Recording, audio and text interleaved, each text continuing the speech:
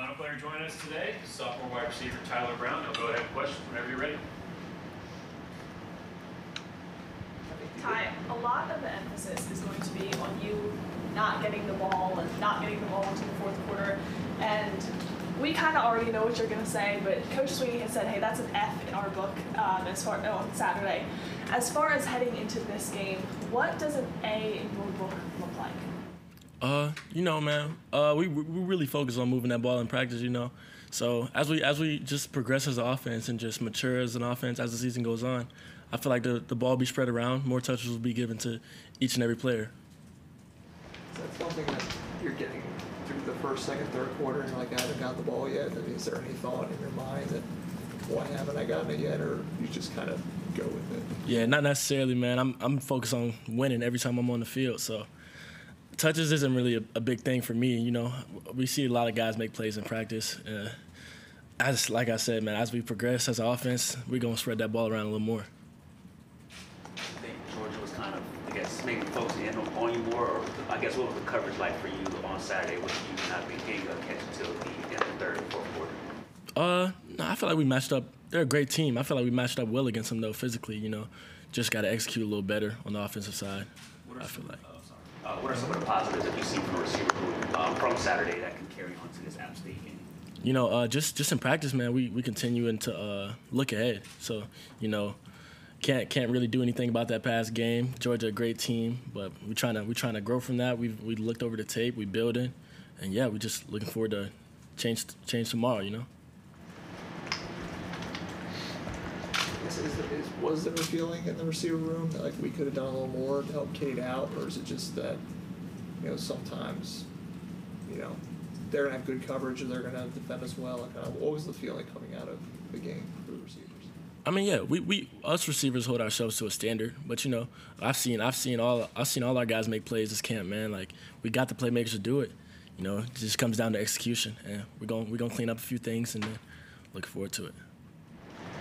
What have you seen from App State's secondary as you watch film? Talented group, man.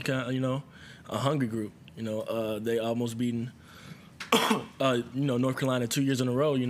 They're nobody to look down upon. So hungry group, fast group, smart group, good with their feet, good with their hands, and it's gonna be a good matchup. Looking forward to it. Ty, you are always such a positive guy. What are the positives that you took away from week one or this week that you're going to take and apply into this game? Just what Coach Sweeney's honestly been telling us, man. We score might not tell it, but I feel like we did match up good against Georgia. It's not at the end of the day.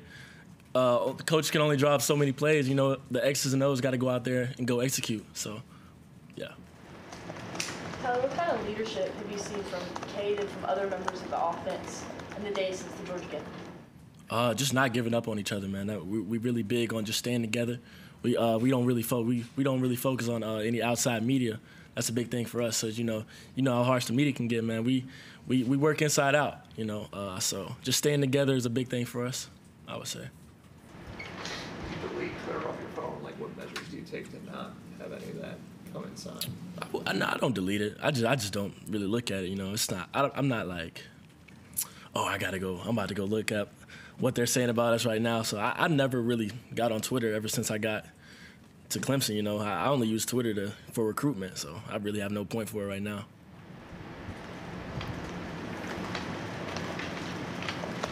Any questions virtually for Tyler?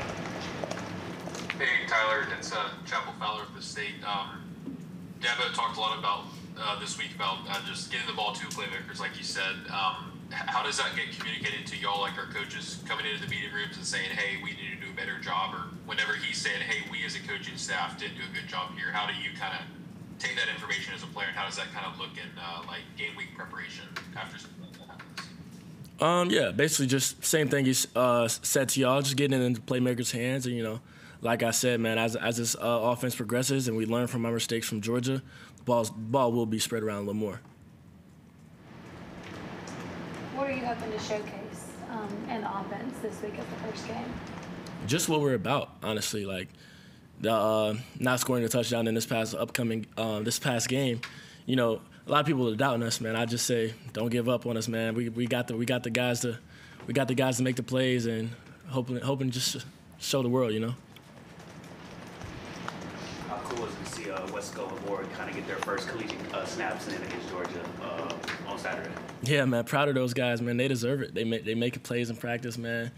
So yeah, real just proud of them, man. Just I'm glad they got it in that environment too. So, you know, it won't be nothing new to them when we head back to Georgia. What makes that environment kind of special? You know, it's because it's a playoff environment. I feel like, you know, sold out, about 80,000 people in there, rows on rows of people. You know, I mean, but once you play in that environment like that, get a couple snaps, you start flowing. You start flowing, I would say. After playing in an environment like that, how excited are you to be back in Death Valley, especially for a night game? Oh yeah, nothing like Death Valley, man. All the playoff games, and you know when the fans all cheering for you, it definitely feels a little better.